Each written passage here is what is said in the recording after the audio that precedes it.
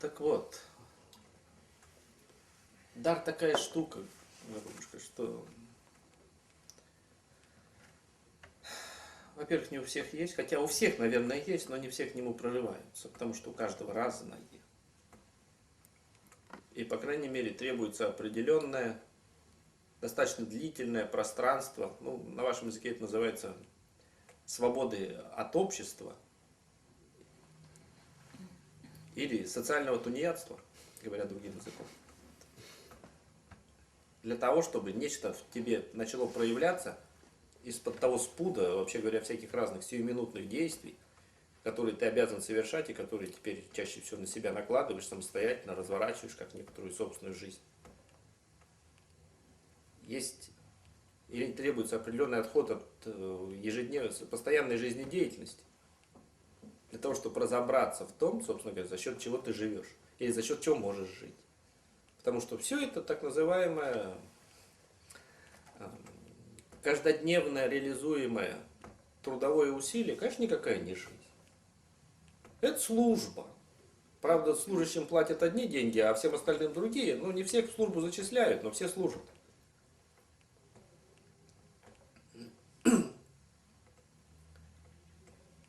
Исполняют социальные роли. Но к жизни это никакого отношения не имеет.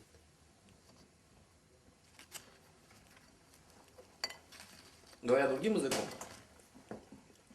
можно, конечно, и на христианский язык перейти, или на язык Христа, но это уже как бы проталенная дорожка, хотя не для всех. Но я бы мог и по другой дорожке пройтись. Вот жизнь или жизненная — это то, чем ты будешь заниматься, когда тебе нечего будет делать.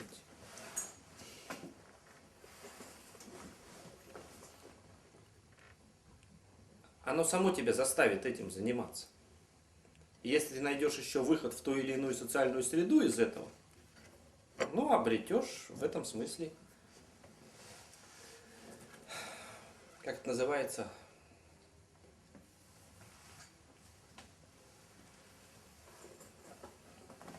творчество, которое не есть работа. Небольшое отступление. Вот я, например, когда с вами разговариваю, да, ну или просто там как бы собираюсь, там чай пью, да, я не устаю.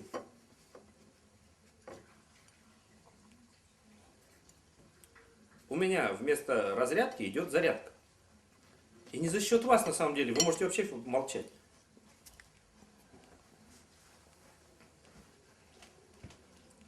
У меня таким же образом зарядка идет и абсолютно в пустой аудитории. Когда я, например, работаю с текстами. Но не в том пространстве, где я осваиваю текст, а где я их создаю.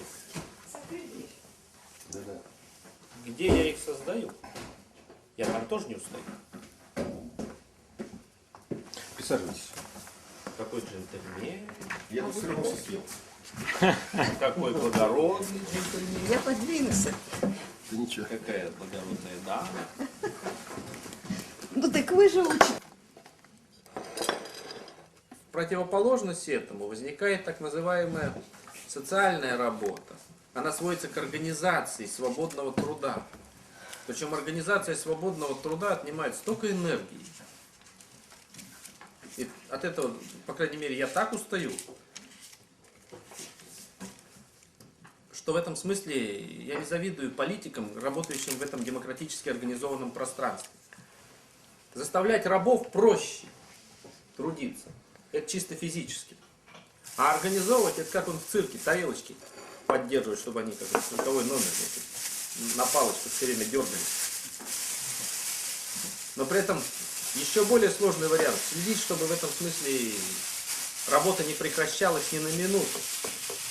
Она сама идет, но ты за ней наблюдаешь. Ты ее сначала организуешь, запустить этот генератор достаточно на самом деле сложно. Хотя не так уж и сложно.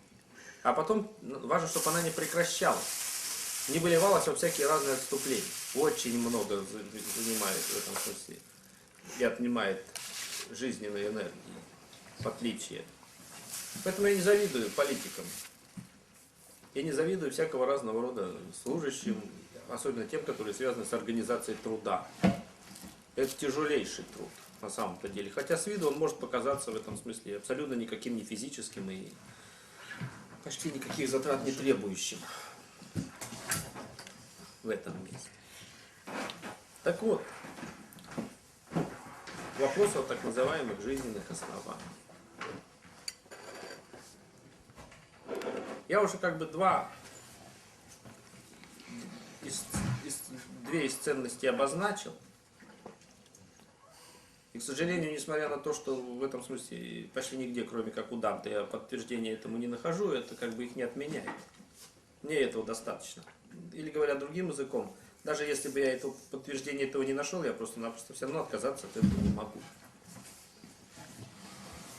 Вот Кант, например, как это ни странно, мог. Кант занимался репетиторством. Ну, репетиторством вот в таком достаточно специфическом варианте.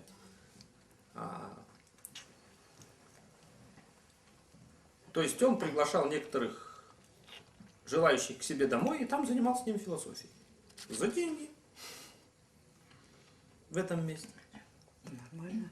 Да нормально-то нормально. Но если философия есть дар, например, дар любви, заниматься за деньги, без ущерба для этого дара нельзя. Через некоторое время выродишься в эпигона кого-нибудь, чего-нибудь.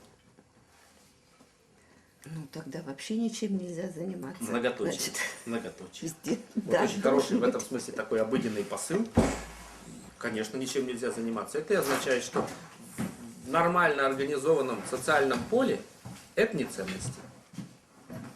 Вы некоторым образом некоторые вещи не слушали в самом начале. Ну, замечательно, пришли вовремя, как раз хорошо сказали. Все правильно сказали, по делу. В этом смысле.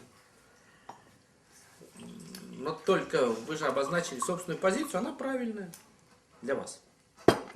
Просто есть разные позиции. Да. Разные позиции. Вот. Значит, а теперь еще о некоторых жизненных основаниях. Я в прошлый раз вопросы ставил. Да? Вот единственное, что я боюсь ошибиться, по отношению к самому себе, конечно, в первую очередь.